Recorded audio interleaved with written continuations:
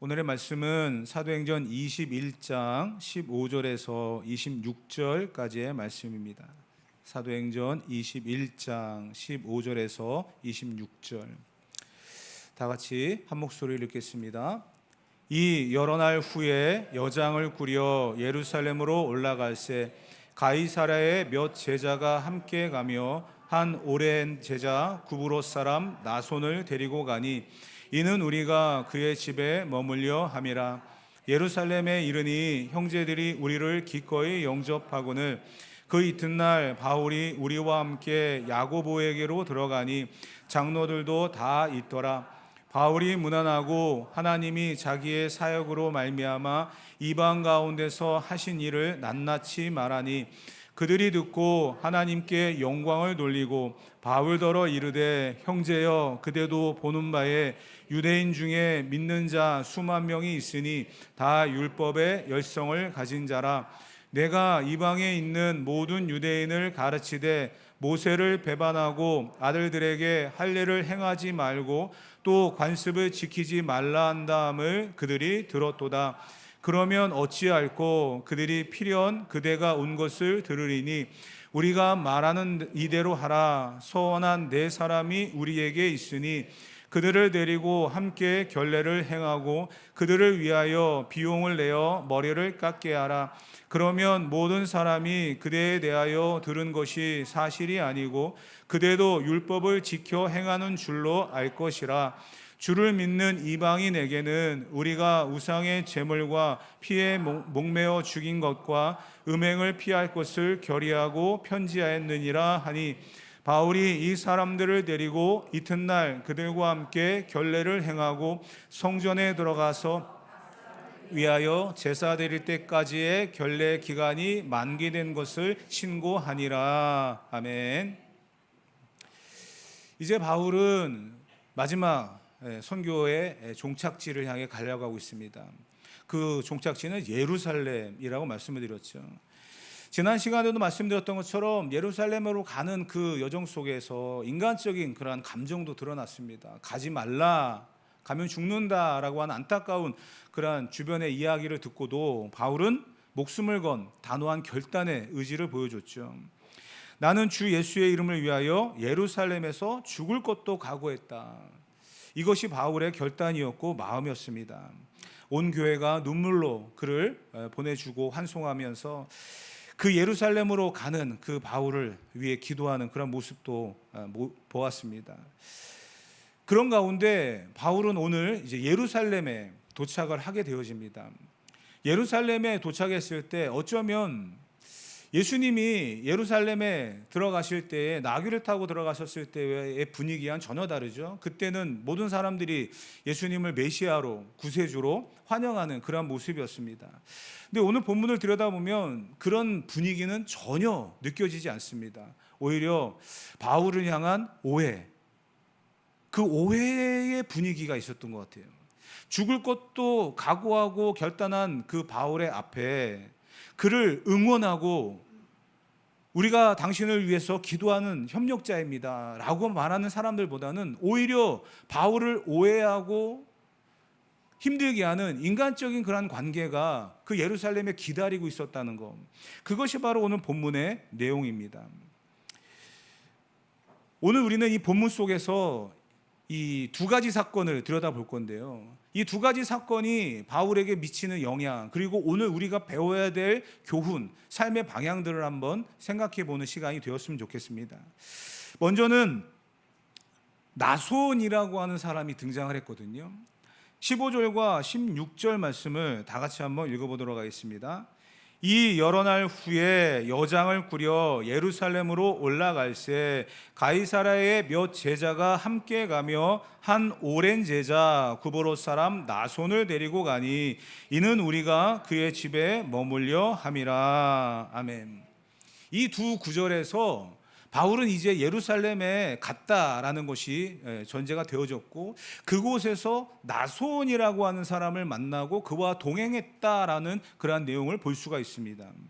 그런데 여기에서 우리는 이 나손이라고 하는 사람이 어떠한 행동을 했는가, 왜 바울에게 이 나손이 필요했는가를 들여다보는데요, 이 나손이라고 하는 사람이 특징이 뭐냐면 오랜 제자, 그러니까 오래되었 제자라는 거예요. 그래서 성경학자들마다 다 해석이 다 분분하고 이 오래되었다라고 하는 뜻이 무엇일까라고 했을 때 어쩌면 예수님 때부터 예수님을 따라다녔던 제자가 아니었을까? 아니면 마가의 다락방에 성령이 임하고 난 이후에 그곳에서부터 성령이 충만해진 나손이 교회를 섬기고 복음을 전하는 그러한 제자로서의 삶을 살지 않았을까? 이렇게까지도 이야기를 하는 경우들이 많이 있습니다. 오래되었다라고 하는 그 의미를 어디에서 찾아야 될지는 모르겠지만 그 말 그대로, 그 단어가 주는 의미 그대로를 받아들이시는 게 좋을 것 같아요. 어쩌면 예수님의 제자였을 수도 있고요, 아니면 초대교회의 시작부터 제자로서 복음을 전하는 그러한 사명을 감당했을 수도 있고요. 하지만 분명한 것은 지금 바울을 통해 복음을 영접하고 믿은 자가 아니라 그 이전부터 복음을 듣고 구원받은 자, 교회에 꼭 필요했던 그런 사람이었다는 것을 이야기하고 있는 거거든요. 그 오래된 제자 나손이라고 하는 사람을 바울과 그 일행이 예루살렘으로 갈 때 동행하게 되어집니다. 그 이유를 16절에 이야기했어요. 뭐라고 되어 있습니까? 우리가 그의 집에 머물려 함이라. 그렇다고 한다면 이 오랜 제자 나손이라고 하는 사람은 이 15명 정도 되어지는 바울의 일행을 자기 집에 머물게 할 수 있을 만큼의 어느 정도의 재력도 있었던 사람인 것 같아요. 여러분, 15명 정도 되는 사람을 자기 집에 들여서 섬기고 또 숙박할 수 있도록 제공한다 한다면 그 집의 규모가 그렇게 작지는 않았겠죠. 그러기 때문에 어쩌면 바울은 이 사람이 오래된 제자, 믿고 함께 할 수 있는 사람, 심지어는 이 15명이라고 하는 사람이 머물 수 있을 만큼의 공간을 갖고 있는 사람, 그러한 조건이 나손에게는 있었기 때문에 바울은 그와 동행을 하고 예루살렘까지 가게 되어지는 그런 모습을 보게 되어집니다.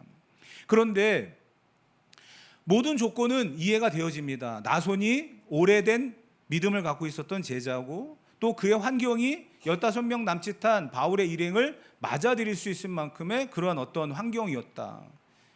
그런데 우리는 보여지는 환경만 가지고 이것을 이해할 수는 없거든요. 당시 바울은요, 유대인들에게 생명의 위협을 받고 있었던 사람이었습니다.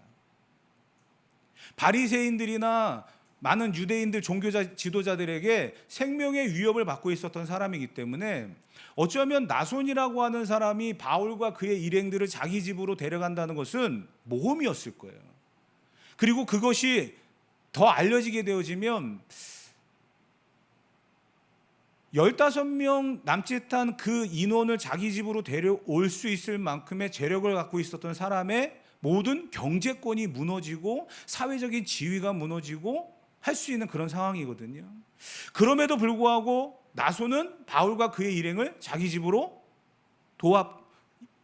이끌었고 그를 후원해주는 그러한 역할을 감당하게 되어졌다는 것입니다. 사실 여기서 우리는 우리에게 이러한 질문들을 한번 던져볼 필요가 있습니다. 저는 이 부분을 가지고 고민을 하고 또 말씀을 준비하면서 우리 성도들 가운데는 이런 부분이 없기 때문에 과연 내가 이걸 전해야 되나 말아야 되나 고민을 하다가 말씀이기 때문에 전하는 그런 사명인데요. 대부분의 많은 교회들마다 느끼고 제가 경험했던 것들은 신앙생활을 오래 하면 오래 할수록 나름대로 기득권이 있더라고요. 그것이 처음 믿는 사람들에게는 불편함이고 또 어느 누군가에게는 그 관계 속으로 들어가는 데 있어서는 장벽이 되어지는 그러한 경우들을 많이 보게 되어집니다. 그리고 심지어는 그 오래된 신앙이 무언가를 계획하고 무언가를 준비하는 데 있어서 계산하게 되어지고 이득을 따지게 되는 그러한 아픔도 많이 보게 되어졌습니다. 제가 지금 주변에 있는 친구 교회가 이번에 그 젊은 청년들을 데리고 제주도로 수련회를 간다 그러더라고요. 비용이 대략 한 5천만 원 정도 드는 그런 제주도 2박 3일의 수련회예요. 젊은 부부들 이렇게 아이들까지 다 동원을 해서 가는 그런 수련회인데, 어떻게 당회에서 그게 5천만 원이나 되는 비용을 결제를 해주고 허락해 줬냐라고 했더니 그 친구가 재정부에다가 숙제를 내줬답니다. 우리 교회 재정을 예를 들어서 헌금을 하는 그러한 연령대와 그 비중을 한번 통계를 내봐라. 그랬더니 장로님들이 뭘 그런 걸 합니까? 기존에 우리 성도들이 더 많이 하고 교회를 사랑하는 마음이 더 열심이기 때문에 굳이 할 필요 없습니다. 반대를 많이 하셨대요. 그런데 이 친구가 한 거예요. 결과가 나왔습니다. 결과는 완전히 장로님들의 생각을 뒤집는, 30, 40대가 더 많이 하더래요. 교회의 재정과 모든 이런 상황들을 더 관심을 갖고 그렇게 하더래요. 그 통계를 보여주면서 우리가 교회를 더 건강하게 세워가고 미래를 위해서 투자한다고 한다면 오히려 이 젊은 세대들을 위해서 더 많은 것들을 해줘야 됩니다. 그래서 저는 이 청년 세대, 다음 세대를 데리고 그 제주도로 2박 3일 여행을 갈 거고 재정은 이만큼 지원해 주십시오. 5천만 원. 그랬더니 장로님들이 아무 소리 못 하더래요. 우리는 내가 지금 오랫동안 신앙생활을 해왔기 때문에 내가 남들보다도 나을 것이다 라고 하는 착각을 할 때가 많이 있습니다. 내가 더 열심이다, 내가 남들보다 더 낫다라고 하는 생각에 빠져서 또 누군가에게 상처를 주고 누군가에게 아픔을 줄 때도 많이 있습니다. 우리는 생각을 바꿔야 됩니다. 나보다 더 나은 사람이 있다는 것을, 나보다 더 하나님 앞에 쓰임받는 사람들이 있다는 것을.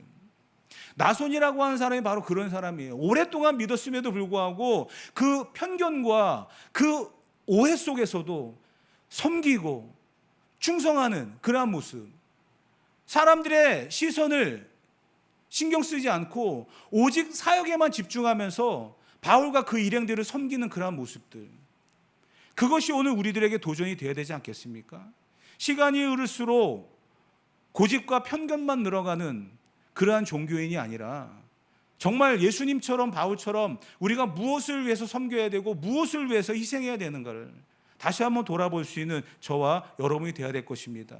오늘 나손이라고 하는 사람은 이 짧은 구절 안에 등장하고 있지만 이 구절 안에서 주고 있는 이 깊은 울림과 교훈을 우리의 가슴에 새기면서 시간이 지나면 지날수록 더 익어져가고 더 성숙해 갈 수 있는 저와 여러분 되어지기를 주님의 이름으로 축복합니다. 두 번째는요, 이제 17절부터 바울이 예루살렘 교회에서 예루살렘이라고 하는 지역에 왔을 때 당하게 되어지는 두 가지 일들을 우리가 보게 될 텐데, 그 첫 번째는 환영과 기쁨의 자리가 아닌 바울을 오해하고 힘들게 하는 그러한 현장이 만들어졌다라는 거예요. 자, 17절부터 20절까지의 말씀을 다 같이 한번 읽어보도록 하겠습니다. 예루살렘에 이르니 형제들이 우리를 기꺼이 영접하거늘 그 이튿날 바울이 우리와 함께 야고보에게로 들어가니 장로들도 다 있더라. 바울이 문안하고 하나님이 자기의 사역으로 말미암아 이방 가운데서 하신 일을 낱낱이 말하니 그들이 듣고 하나님께 영광을 돌리고 바울더러 이르되 형제여 그대도 보는 바에 유대인 중에 믿는 자 수만 명이 있으니 다 율법의 열성을 가진 자라. 아멘. 예루살렘에 도착한 그 이튿날 예루살렘 교회의 수장, 예루살렘 교회를 지도하고 있는 야고보와 장로들을 찾아갔습니다. 그리고 지금까지 자기의 사역, 이방 땅에서 예수님을 믿는 사람들이 생겼다는 거, 그들도 우리와 더불어 성령을 받고 구원을 받았다라는 사실을 증거하면서 바울은 선교 보고를 합니다. 그리고 난 이후에 이 야고보가 바울에게 이런 이야기를 하는 거예요. 이 이야기를 듣고 하나님께 영광을 돌렸다는 거예요. 선교 현장에 일어났던 그 수많은 영혼이 살아나고 구원받는 그 이야기를 듣고 하나님께 영광을 돌리고 난 이후에 바울에게 이런 말을 합니다. 형제여 그대도 보는 바에 유대인 중에 믿는 자 수만 명이 있으니 다 율법의 열성을 가진 자다. 이 이야기를 꺼내면서 조심스럽게 야고보가 바울에게 던지는 그러한 상황들을 이야기하는 겁니다. 21절 다 같이 읽어봅시다. 내가 이방에 있는 모든 유대인을 가르치되 모세를 배반하고 아들들에게 할례를 행하지 말고 또 관습을 지키지 말라 한다음을 그들이 들었도다. 아멘. 바울은 기쁜 마음으로 예루살렘에 도착해서 선교복을 했습니다. 이방인들이 구원받고 돌아왔다. 그랬더니 예루살렘 교회가 하나님께 영광을 돌렸대잖아요. 그리고 난 다음에 바울에게 야고보가 하는 이야기가 21절이거든요. 바울, 잘 들어봐봐.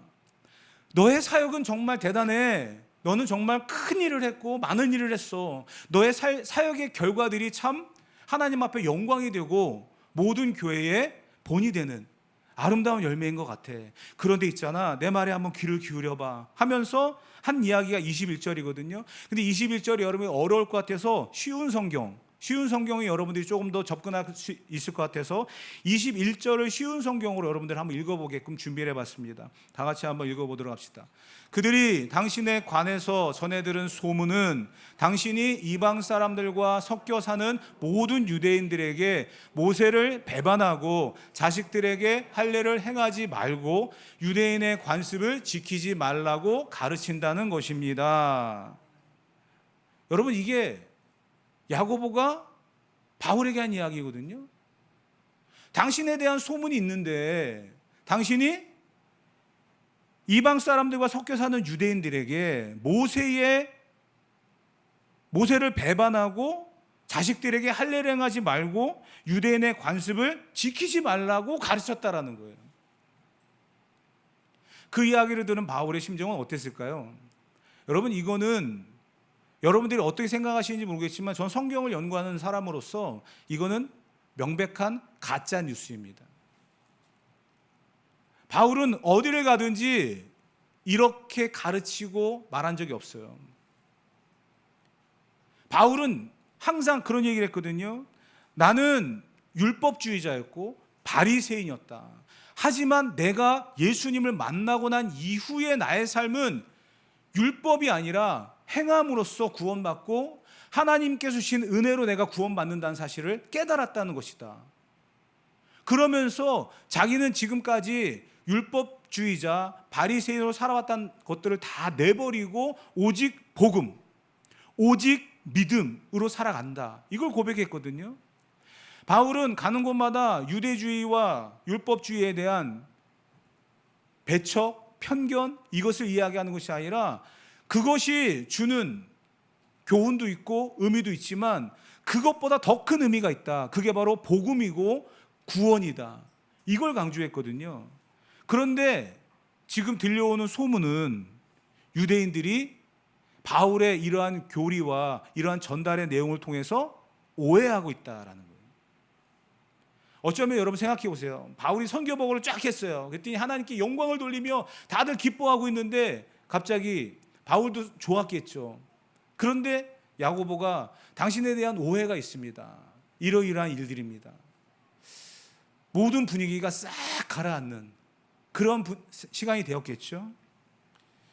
그런데 그 상황 속에서 바울은 자기에 대한 억울함, 이 오해에 대한 것을 어떻게 설명하고 해결해 나갈 것인가에 대한 것으로 이 문제를 해결해 나간 것이 아니라 이 속에서도 하나님의 은혜를 자랑하고 하나님의 일하심, 하나님께서 하실 일들에 대한 것들을 기대하고 있는 그러한 모습을 보게 되어집니다.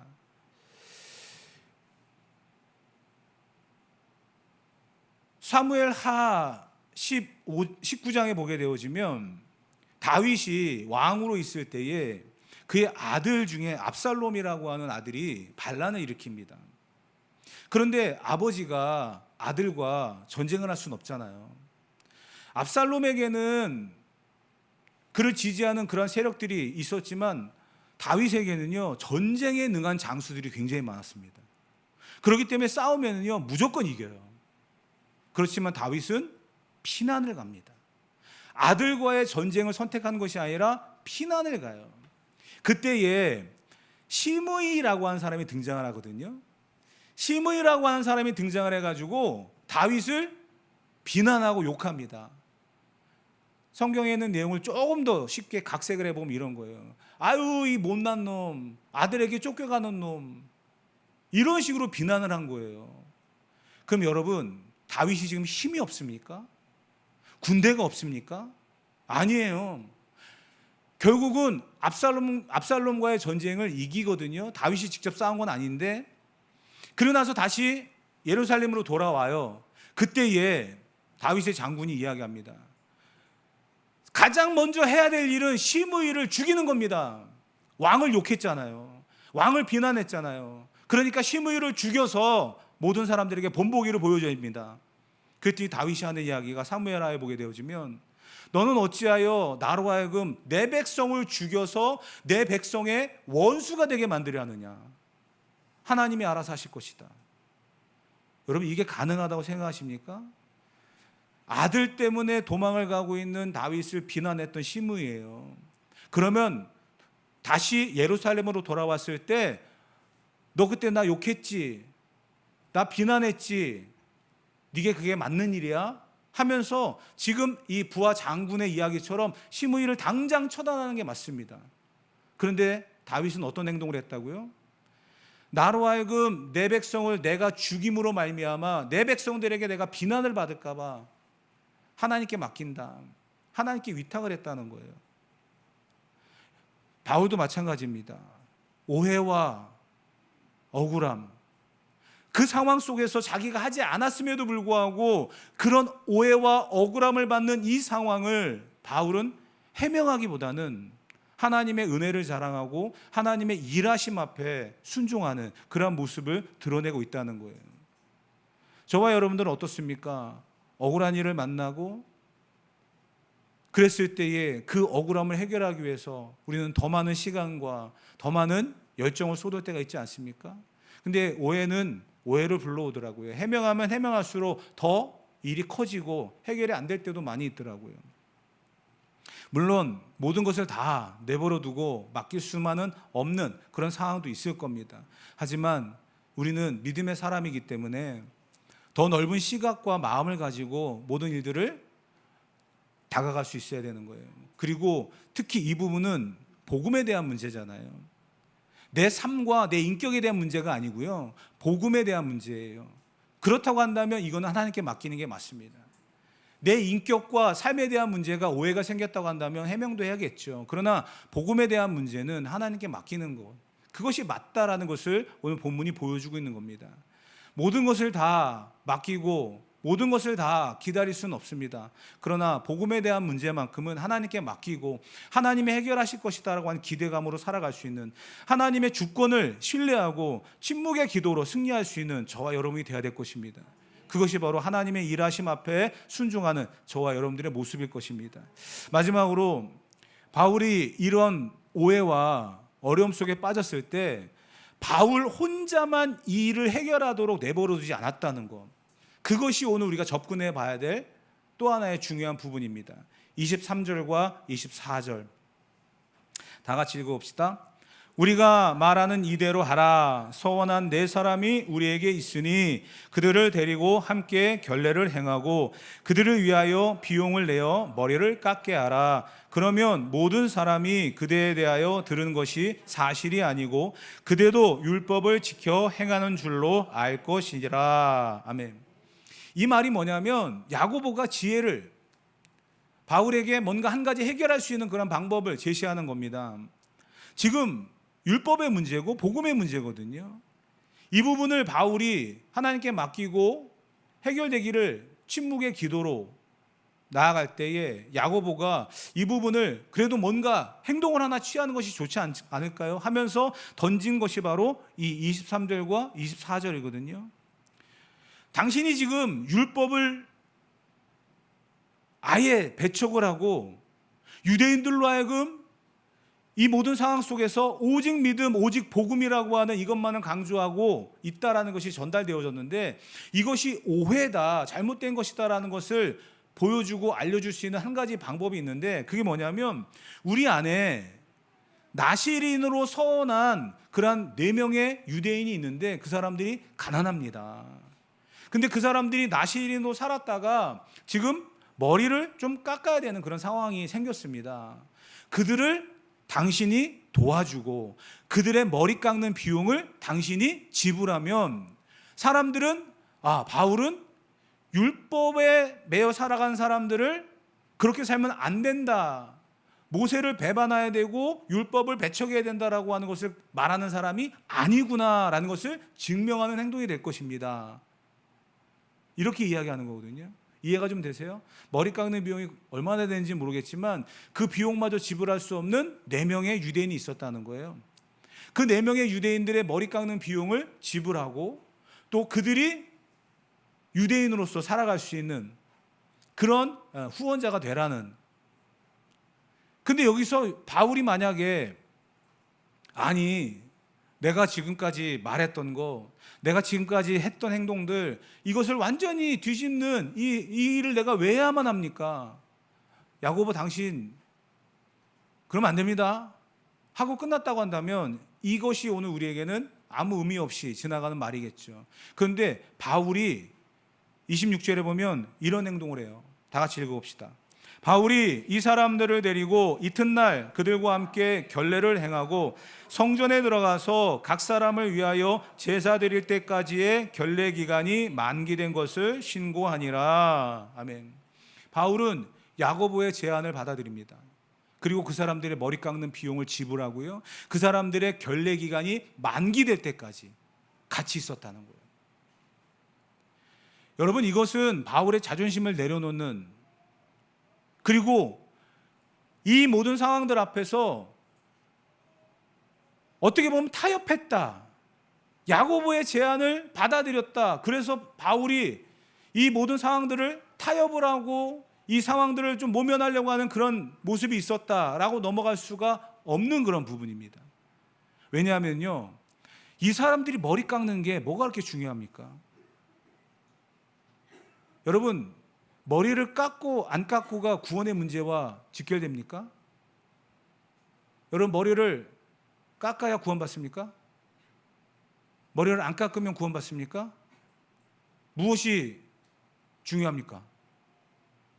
지금 바울은 그 문제에 대해서 야고보의 제안을 받아들이고 자기가 타협했다라고 하는 그러한 측면으로 접근하는 것이 아니라 복음과 진리를 위해서는 타협하진 않지만 그 외의 것들은 얼마든지 양보하고 얼마든지 내가 지도자의 말에 순종할 수 있다는 것을 보여주는 거예요.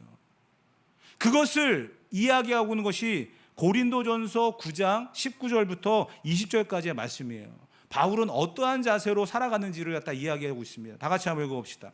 내가 모든 사람에게 자유로나 스스로 모든 사람에게 종이 된 것은 더 많은 사람을 얻고자 함이라. 유대인들에게 내가 유대인과 같이 된 것은 유대인들을 얻고자 하며 율법 아래 있는 자들에게는 내가 율법 아래 있지 아니하나 율법 아래 있는 자 같이 된 것은 율법 아래에 있는 자들을 얻고자 함이요. 이게 무엇이냐면 상황에 맞게끔 사람들을 상대하고 그들에게 다가간다라는 거거든요. 필요에 따라서 자기는 유대인이고요, 바리새인이에요. 그렇지만 그 중심에는 그리스도인, 이것을 잃어버리지 않고 살아간다는 겁니다. 그러면서 내가 그들에게 다가가 유대인으로서 친분을, 그리고 바리새인으로서의 친분을, 그러면서 그것이 연결고리가 되어져서 결국 그들에게는 내가 전하는 것이 그리스도, 복음이 되었다는 거예요. 결국 바울이 갖고 있었던 것은 무엇이냐면 진리는 타협하지 않는다는 거예요. 하지만 모든 다른 것들은 다 양보할 수 있다는 거예요. 제가 그런 말씀 한번 드렸죠. 여러분, 교회마다 특징이 장의자예요. 그렇죠? 교회마다 요즘에 장의자, 여러분 앉아 계신 그 장의자인데 이 장의자를 개인 의자로 바꾸는 교회들이 굉장히 많습니다. 여러분, 장의자를 놓고 있는 교회가 진리와 복음을 사수하는 정통교회고, 개인 의자를 사용하는 교회는 아닙니까? 우리는 분명히 알아야 될 게 있어요. 진리를 위해서 양보할 수 있는 것은 양보할 수 있어야 돼요. 여러분, 우리 강대상이 굉장히 화려하고 멋있죠. 여러분, 이 강대상이 예전에는 어땠습니까? 정말 불가침의 공간이었습니다. 38선처럼 넘지 못할 선이었습니다. 안 그렇습니까? 붉은색의 강대상의 옆에 화단과 뭐 해가지고 아예 그냥 여기 방어막이 쳐 있어가지고요. 38선보다 더 무서운 공간이 바로 이 강대상이었어요. 이 뒤에서 무슨 일이 벌어지는지 아무도 모르는 그런 불가침의 공간이었습니다. 근데 이제는 어떻습니까? 뭐 행사 있으면 강대상 다 치우잖아요. 그리고 올라와서 예배도 드리고 찬양도 드리고, 전에는 이 강대상 위로 올라올 때 어디 신발을 신고 올라옵니까? 제가 아는 어느 장로님은 모든 장로님들이 대표 기도하러 올라갈 때 다 신발을 신고 올라가고 하는데, 그분만큼은 저 밑에서부터 신발을 벗고 맨발로 올라오시더라고요. 양말 신은 채로 올라와서 기도하고 가시더라고요. 여기가 성역입니까? 여기 특별한 공간입니까?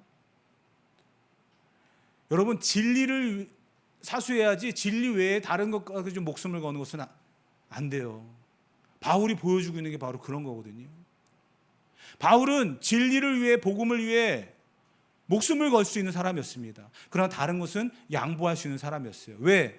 또 한 사람이 구원을 받을 수 있는 통로가 되기 때문에요.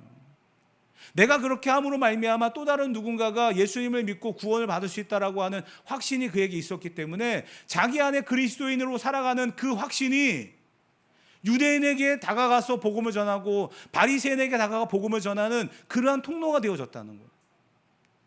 오늘 저와 여러분들의 삶은 어떻습니까? 진짜 성숙한 그리스도인은요, 내가 주님의 몸된 교회를 위해서 평안을 지켜나가는, 누군가가 나 때문에 실족하지 않도록 내 자유를 스스로 묻고, 그러면서 또 다른 누군가를 위해서 헌신할 수 있는 사람, 그것이 바로 저와 여러분들의 모습이 되어야만 한다는 사실입니다. 죽음을 각오하고 달려가는 바울입니다. 하나님 앞에 웅장한 순교와 그러한 분위기와 모습이 기다리고 있는 것이 아니라 그에게는 오해, 편견이 기다리고 있었고요. 그 가운데서도 바울은 흔들리지 않은 그러한 진리를 사수하는 그러한 모습으로 나아갑니다. 그러면서도 모든 것을 다 양보하고 받아들이는 그러한 모습으로 오늘 우리에게 어떠한 삶을 살아가는 것이 바로 그리스도인의 모습인가를 보여주고 있습니다.